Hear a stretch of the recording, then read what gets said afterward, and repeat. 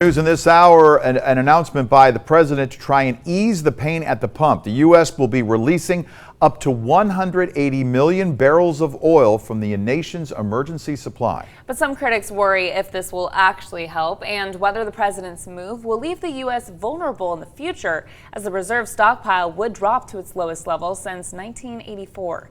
ABC's Em Nguyen has the latest from Washington.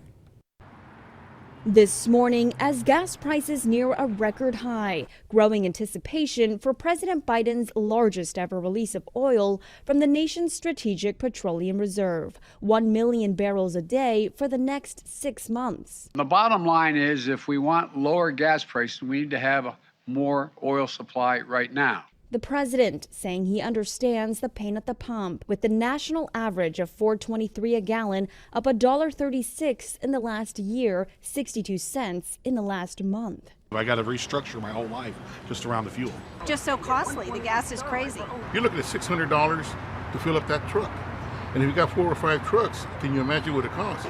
The president making it clear where he places the blame.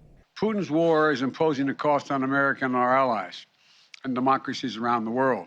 But critics say the first 2 times the president dipped into the national reserves in the last 6 months, it didn't do much to help ease prices. Republicans instead saying Biden should focus on boosting U.S. energy production. I think the administration's anti-fossil fuel views are sort of like a religion. Until that policy changes, we're going to have a problem. The president also calling on Congress to pass policy that would force oil companies to pay fees on unused leases. Some economists, especially with inflation and the supply chain issues, backing the administration's move. Because that should put a lid on oil prices at least over the coming 6 months.